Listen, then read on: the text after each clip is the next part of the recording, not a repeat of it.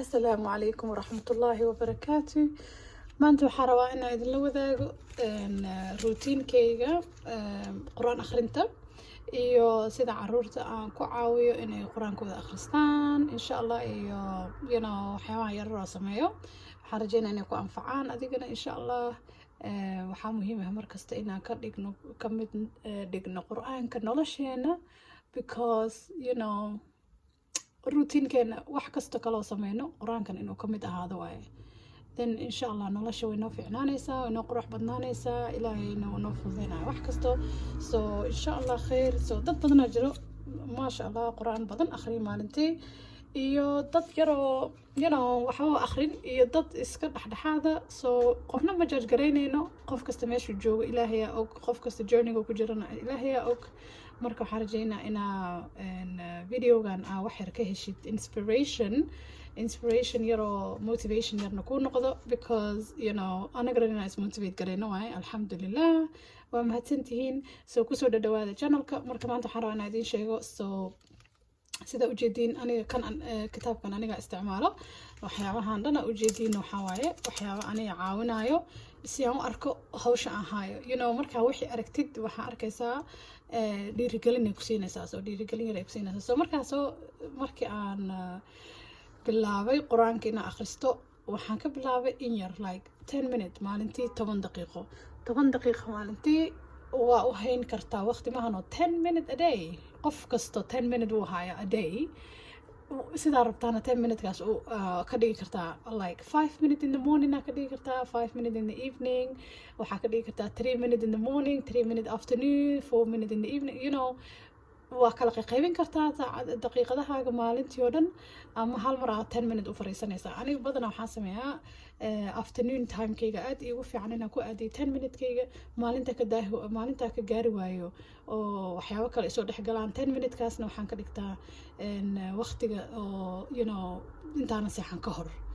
10 minutekaas aniga iyo quraankeyga waa timekeygi with ilaahay, waa timekeyga with quraankeyga. marka aniga waxaan isku motivate garayaa sida ujeediin color coding, waxaa la dhahaa strips,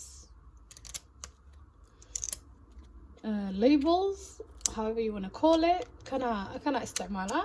marka wuxuu ku fiican yahay kalaro badan oo kala duwan oo leeyahay, isagoo yarar isagoo waaweyn. marka kuwa yarar ay dhan waa isticmaala hadda kuwana, laakiin waxaan rabaa inaan sida aan u isticmaalaan rabaa inaan kuu sheego si aa u aragtid. maarkino 10 minutes a day waqtigaas yarka wax badan aa kugu faa'iidi kartaa. so ani waxaa bilaabay inaan ku qorto maalin walba, mar walba oon bilaabayo suurad cusub, inaan suuradda ku qorto magaceeda, like start waqtiga aan bilaabay, suuradda numberkeeda, waqtiga aan bilaabay, suuradda waqtiga aan dhameeyay. so start date and end date aa ku kala qortaa si aan u ogaado meeqa maalin ay igu qaadatay inaan suuraddaas akhriyo. 10 minutes le aan buuxiyo, mahana saacadda 10 minutes le inaan quraanka siiyo. kadib maalmaha kale oo timeka u haya, soo hadda ramadaanka markuu bilaawdana more time ahayaa, so more time aan siiyaa alxamdulilah. laakiin mararka qaar maarkino hadda markay aad u mashquulsan tahay noloshaada, ay tahay shaqo, ciyaal, nolol, maxaa waaye still 10 minutekaas ma weyneydid insha Allah. marka inta waxaan ku qortay waqtiga dateka aan bilaabo, kabacdi dateka aan dhameeyo. marka sidaasaan ku wadaa. markasta oon suurad cusub bilaabayo waxaan ku qoraa start date and end date. so ma ujeedaa alxamdulilah. marka sidaas ugu waday waxaan arkay inaan maasha Allah ku socdo. marka more dhiirigelina isii siisay. markaas waxaan bilaabay markaas inaan daqiiqadaha wax yar badiyo, and then wax yar badiyo, and then wax yar ku badiyo si aan more u akhriyo alxamdulilah.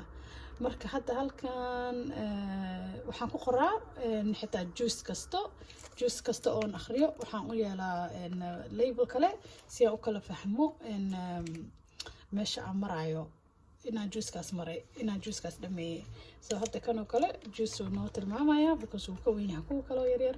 and also waxaan samaystay meel yaroo start here, because sometimes 10 minutes quraanka marka akhrisanaysid maaragtay waxaa laga yaabaa inaad aayad ku joogsanay mogtahay. aayadda markaas ku joogsanaysid kanoo kale u samaysanaysaa, waxaa ku qoraysaa start here like hadda suuradan oo kale suurada yaasiin oo kale maraysay let's say maanta bilowda 10 minutekaaga inaad akhrisatid so adigoo 5 aayadood oo akhrisatoo kale marka ay saacadda kaa dhamaato ama aad rabtid inaad inta ku joojisid intaa kasii bilaabanaysaa next time marka inta ka bilaabo camal start here aa ku qortay start here aa inta ku jisi kartaa so next time insha allah marka usoo noqotid kitaabkaaga meeshii aad og tahay marka exactly aa ka bilaabi lahayd and then sidii aa kusii wadaysaa so I hope inaa ka faa'iidaysateen intaan yar 5 minutekan waxaa waaye wax yaroo dhiiringelina so sida ujeediin marka quraanka la akhrisanayo waa wax maarkano waxaa ka faa'iidaysaa so many things alxamdulillah quraan akhrinta qalbiga ku nadiifoowayo waqtigaaga dhanba intaa wax kale ku dhumi lahayd kalaanka ilaahay ina akhristid wax ka wanaagsan ma lahan marka aayadaha quraanka aad u macaan yihiin marka la akhrisanayo marka insha Allah waxaan rajaynaa intaas inaan idinku dhiirigeliyay inaad quraankiina akhrisatiin so kana very simple waxaa waaye qalin kasta uu ku qormaya and then sidaan la u fujinaysaa mahno so hadda let's say suuratu baqara hadaa ka bilaabatid oo kale let's say suuratu baqara ka bilaabanaysaa inta waxaa ku qoranaysaa marka suuratu baqara goorkii aa bilowday inta ku qoranaysaa daydka iyo markii aa suuratu baqara dhamaysidna endka so sidaas aniga aan ku sameeyaa alxamdulillah so suuradaha marka akhrisatid si aa u aragtid markino progresskaaga progress aa loo baahan yahay progress marka alxamdulillah waxaan ani sidaan aad ii anfacday wallahi sidaan aad ii anfacday alxamdulillah marka waxaan rajaynaa idinkan inay idin anfici doonto insha Allah taala marka waxaan rajaynaa intaas inay idin anfacday assalaamu calaykum waraxmatullaahi wabarakaatuh